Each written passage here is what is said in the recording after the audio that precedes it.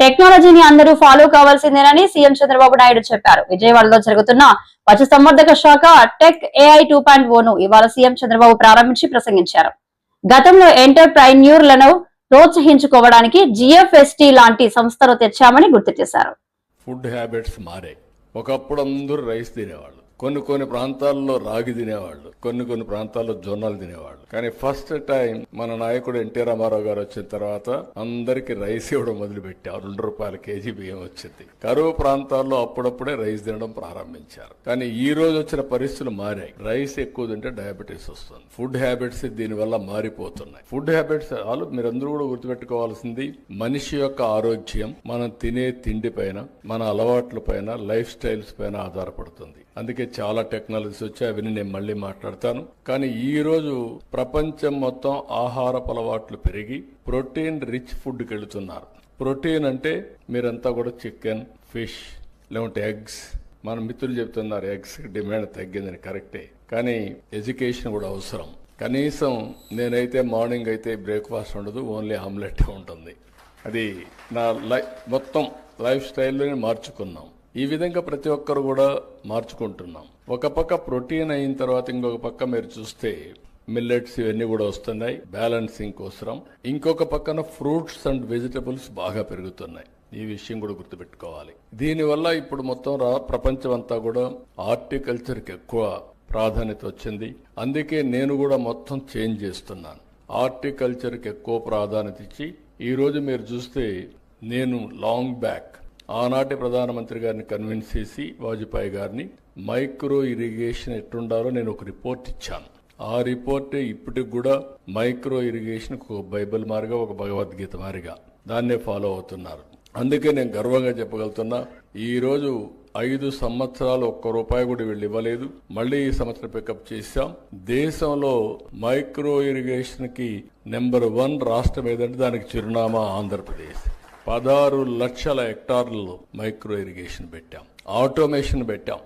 ఈ రోజు మీరు మైక్రో ఇరిగేషన్ వచ్చినాక ఆటోమేషన్ వస్తే యాప్ ద్వారా ఎప్పుడు కావాలంటే అప్పుడు ఆన్ చేస్తారు. ఎంత టైం కావాలంత టైం నీళ్లు ఇస్తారు. అవసరమైతే నీళ్లు కరెక్ట్ గా లేకుండా చెక్ చేసుకునే టెక్నాలజీస్ వచ్చేస్తున్నాయి. టోటల్ మెకనైజేషన్ తో ముందుకు పోయే పరిస్థితికి వచ్చాం. ఇక్కడికి వచ్చినప్పుడు మళ్ళీ నేను అందుకనే అగ్రికల్చర్ లో, అలైడ్ ఇండస్ట్రీస్ లో ఒక వినూత్నమైన ఆలోచనలు చేస్తున్నాం.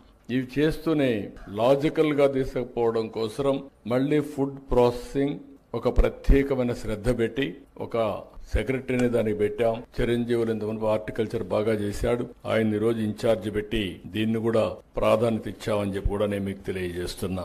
పబ్లిక్ ప్రైవేట్ పార్ట్నర్షిప్ వచ్చింది. అంత మునుపు ప్రభుత్వాలు డబ్బులు లేవు, మేమేమి చేయలేము అని చెప్పే దగ్గర నుంచి పబ్లిక్ ప్రైవేట్ పార్ట్నర్షిప్ తో ఏ పనైనా కూడా సుజావుగా చేసే పరిస్థితికి వచ్చారు. ఒక రోడ్డు కావాలి, ఒక టెలిఫోన్ సర్వీస్ కావాలి, పవర్ కావాలి, లేకపోతే ఓటు కాదు, అనేక సేవలు అందించడం దీంట్లో ప్రారంభమైంది. దీంతో వెల్త్ పెద్ద ఎత్తున క్రియేట్ అయింది. ప్రజలకు సదుపాయాలు వచ్చాయి. ఒకప్పుడు విశాఖపట్నం నుంచి విజయవాడకు రావాలంటే నరక యాతనగా ఉండేది. నేను చీఫ్ మినిస్టర్గా ఒకసారి నెల్లూరుని తిరుపతికి పోవాలంటే ఒక్కొక్క రోడ్డు 5-6 అడుగుల కిందనుండేది.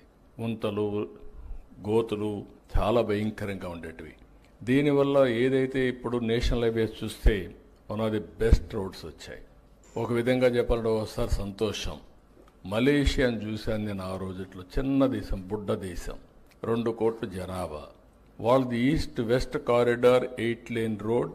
ఇది ఎర్లీ 90sలో. అది చూసిన తర్వాత మన దేశం ఎందుకు మరి చేయలేకపోతుందంటే ఆనాడుండే ప్రధానమంత్రితో గట్టిగా పట్టుబడితే, నేను పదే పనిగా చెప్తే లాస్ట్లో ఈయన first road proof of concept వేసాం నెల్లూరు నుంచి చెన్నై వరకు. ఆ తర్వాత గోల్డెన్ క్వాడ్రిలేటర్ రోడ్ వచ్చింది. ఇప్పుడు ఏ డిస్ట్రిక్ట్ పోయినా నేషనల్ హైవేస్ వచ్చాయి. బ్రహ్మాండంగా ఇన్ఫ్రాస్ట్రక్చర్ వచ్చింది. దీనివల్ల యూజర్స్ కొంత డబ్బులు పే చేస్తున్నారు. దానివల్ల వాళ్ళకి కంఫర్ట్ వస్తుంది, టైం సేవింగ్, పెట్రోల్ ఆదా అవుతుంది, లేకపోతే రైడింగ్ కంఫర్ట్ వస్తుంది, అనేక బెనిఫిట్స్ వచ్చే పరిస్థితి వచ్చింది. దీని అన్నిటి వల్ల బెటర్ లివింగ్ స్టాండర్డ్స్ వచ్చాయి ప్రజలకి, కమ్యూనికేషన్లోనే లేకుంటే ఏ విషయంలో, అన్ని విషయాల్లో.